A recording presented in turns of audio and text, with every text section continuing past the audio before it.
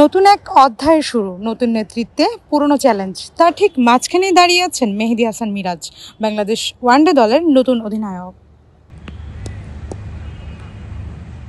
কলম্বোর RP মাদ্রাসা স্টেডিয়ামে আগামীকাল official one day অধিনায়ক হিসেবে শ্রীলঙ্কার বিপক্ষে টস করবেন মেহেদী হাসান মিরাজ।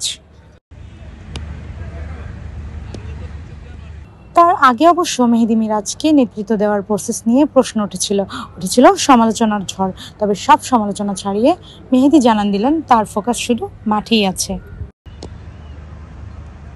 মঙ্গলবার আনুষ্ঠানিক সংবাদ মাধ্যমের সামনে তিনি এলেন আগের চেয়ে মাথা ঠান্ডা, কথা পরিমিত, চোখে স্পষ্ট একটা বার্তা, আমি প্রস্তুত। মাত্র ২৭ বছর বয়সে দলের দায়িত্ব, আর সেই দায়িত্ব এলো এমন সময়ে যখন দলের বাহিরে এবং ভেতরে নানা প্রশ্ন, নানা বিতর্ক। তবু মিরাজ জানালেন আলোচনা থাকবেই, সব চাপিয়ে মাঠের ফল আনাই তাদের একমাত্র কাজ।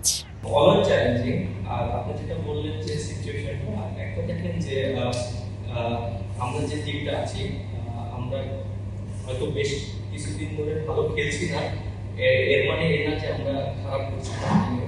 আমার কাছে মনে হয় লাস্ট ইয়ার আমরা ওডিআইতে 2টা সিরিজ খেলেছিলাম, আমরা ওরকম এনাফ সিরিজ খেলতেও পারিনি, যেহেতু আমাদের লাস্ট ইয়ার আমরা অনেক বেশি টেস্ট ম্যাচ খেলেছিলাম। তো আমার কাছে মনে হয় যে আমাদের যে র্যাঙ্কিংসগুলো আছে আমরা সেটা নিয়ে ডিসকাস করছি, এবং আমরা যদি ব্যাক টু ব্যাক সিরিজ খেলতে পারি তাহলে আমাদের জন্য বেটার হবে। কারণ একটা জিনিস দেখেন যে আমরা এখন একটা সিরিজ খেলাম, আবার 6 মাস পর একটা সিরিজ খেললাম, তখন আমাদের জন্য একটু ডিফিকাল্ট হয়ে যায়। সো আমার কাছে মনে হয় সামনে যে ওডিআই গুলো আছে ব্যাক টু ব্যাক অনেক খেলা আছে, সো এর ভিতরে হয়তো আমরা খুব ভালো একটা